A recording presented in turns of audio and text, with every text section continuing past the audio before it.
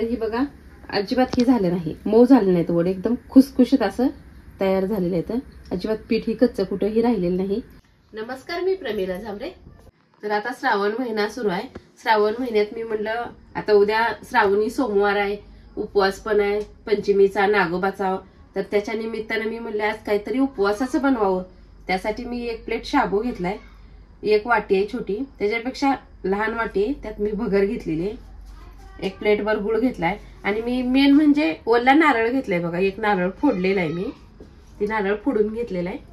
तर आज अशी मी गोड असं मस्तपैकी रेसिपी बनवणार आहे. त्यासाठी अगोदर मी शाबू थोडासा गरम करून घेते, म्हणजे पटकन बारीक होईल. असा शाबू गार असतोय आणि पावसाळा सुरू आहे त्याच्यामुळे लवकर बारीक होणार नाही, म्हणून 1-2 मिनिटासाठी मी ह्याला गरम करून घेणार आहे.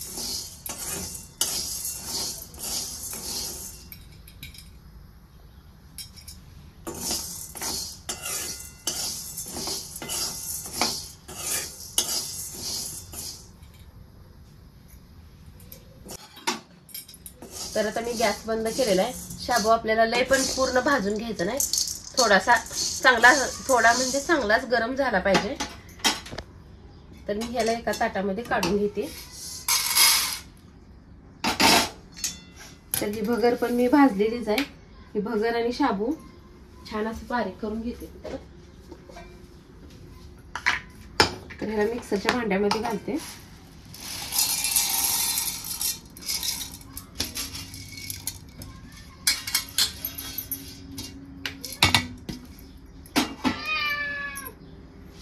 यातच मी भगर पण टाकून घेतले.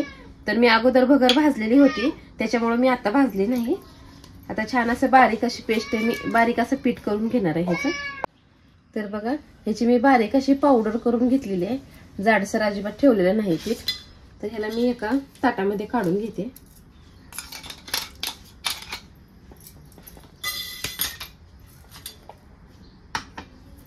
तर आता ही जी मी नारळ घेतलेला आहे, हे नारळ आपल्याला थोडासा घ्यायचा ह्यातला काढून.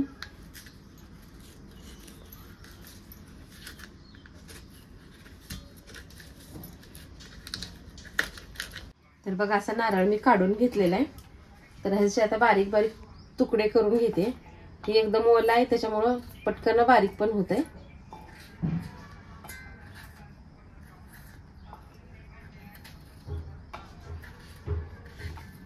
तर बघा मी एवढा नारळ घेतलाय, बारीक चिरून घेतलेला आहे.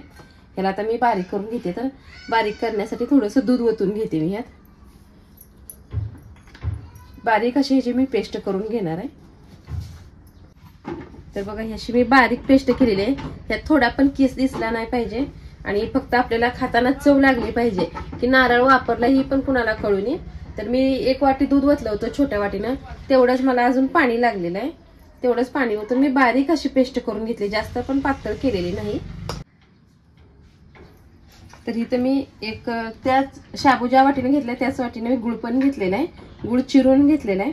थोडंसं पाणी ओतते म्हणजे गुळ विरघळला जाईल. जास्त पण पाणी ओतत नाही मी ह्यात, फक्त विरघळून घेणार आहे गुळ. गॅसवर न ठेवता खालीच गुळ विरघळायला लागली मी. जास्त पाणी ओतलं तर आपल्या जे आपण गोड पदार्थ करणार आहोत त्यात जास्त पाणी होईल. गुळ विरघळणं एवढंच थोडंसं पाणी ओतलेलं आहे मी. तर बघा हे गुळात मी पाणी ओतून गुळ पूर्ण विरघळला आहे. तर आता ह्या पिठामध्ये मी गुळ टाकून घेते. अगोदर थोडंसं मीठ टाकते.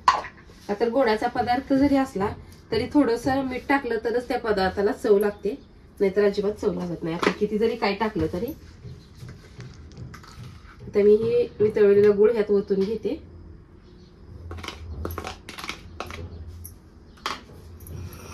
जे आपण ही खोबरं ओला नारळ जे बारीक केलेला होता ते ओला नारळ पण मी सगळा ह्यात टाकून घेणार आहे.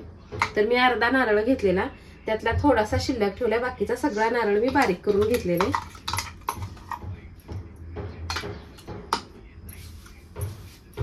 तर ह्याला छान असं मिक्स करून घेते.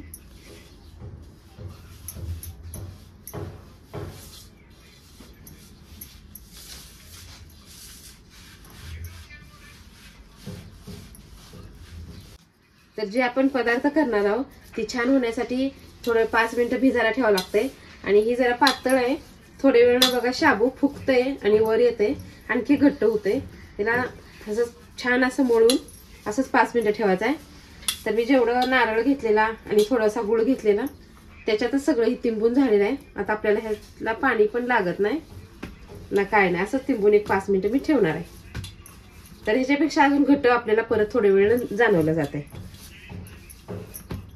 तिंबतानाच ही जरा पातळ तिंबाचं आहे, जास्त घट्ट तिंबाचं नाही. म्हणजे जे आपले पदार्थ करणार ते छान असं होते आणि थोड्या वेळ थंड झाल्यानंतर ही आणखी घट्ट होते. तुमच्याकडे जर प्रमाण जर चुकलं किंवा कमी जास्त झालं, थोडंसं पाणी कमी पडलं किंवा गुळाचं पाणी किंवा नारळाचं, तर तुम्ही थोडंसं दुसरं पाणी वरनं घेऊन मस्तपैकी मऊ तिंबून पीठ ठेवा. म्हणजे 10 मिनिटांनं ही फुगलं जाते पीठ. तर बघा 10 मिनिटं मी झाकून ठेवलेलं आहे. तर 10 मिनिटांनी पीठ किती घट्ट असं झालेलं आहे, घट्ट असा गोळा झालेला आहे. तर आता थोडा थोडा मी ह्यातनं बाजूला काढून घेणार आहे. त्याला हातावर छोटी छोटी गोळी करून मऊ करून घेणार आहे.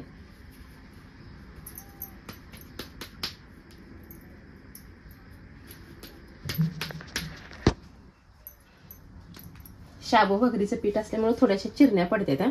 तर एक मध्ये थोडंसं येस पाडणार आहे असं.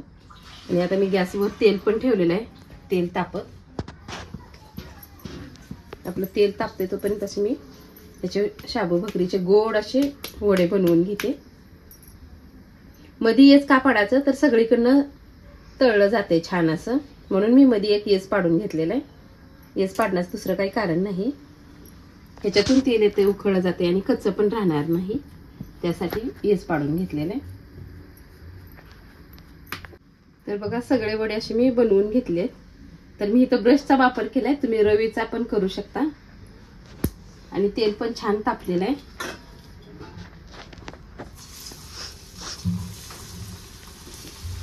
मी काय करते ती मलाच माहिती नसते की मी आज काय बनवणार आहे.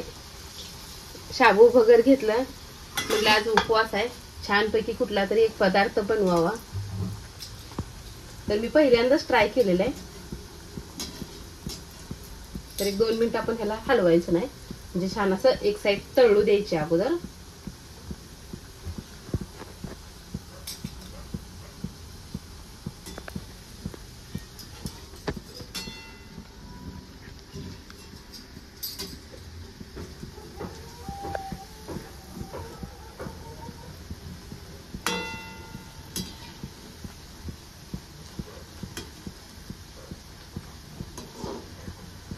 आता ह्या साईडनं पण आपल्याला छान तळून घ्यायचंय.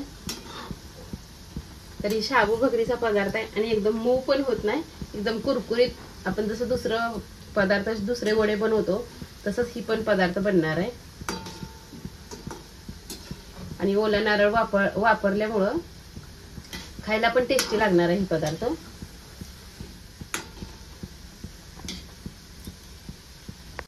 तर बघा छान असं आपण का झाऱ्यासारखं खालवर करायचा, तर दोन्ही साईड छान असं तळलं जाते आणि कलर पण सेम येते बघा. त्यासाठी दोन्ही पण साईडनं सारखं आलटी पलटी करत राहायचंय. तर तेल नितळण्यासाठी एका साईडला धरलेलं आहे, त्यात तेल अजिबात राहत नाही. त्याला एका प्लेटमध्ये मी काढून घेतलेलं आहे. आता बघा राहिलेले पण वडे मी सगळे असेच तळून घेणार आहे.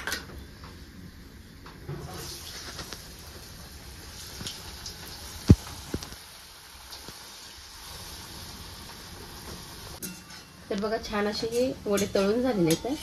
मी ह्याला एका प्लेटमध्ये काढून घेते.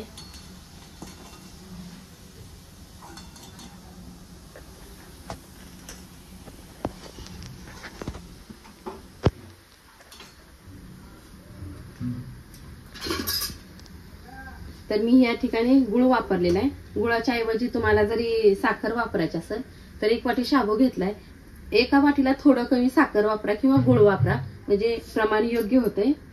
तर ही बघा अजिबात ही झालं नाही, मऊ झाले नाहीत वडे, एकदम खुसखुशीत असं तयार झालेलं आहे. अजिबात पीठ ही कच्चं कुठंही राहिलेलं नाही. मी गॅस फुल केलेला नाही, थोडासा कमी ठेवायचा आणि दोन्ही साईडनं अलटी पलटी करून छान असे वडे मी नारळ वडे किंवा उपवासाचा पदार्थ मी आज बनवून घेतलेला आहे. तुम्ही हे अशा प्रकारे बनवून बघा. माझा व्हिडिओ आवडला तर नक्कीच लाईक करा, सबस्क्राईब करा सबस्क्राईब केल्यानंतर तुम्हाला माझा पहिला व्हिडिओ बघायला मिळेल, मी कुठलाही टाकलेला ती.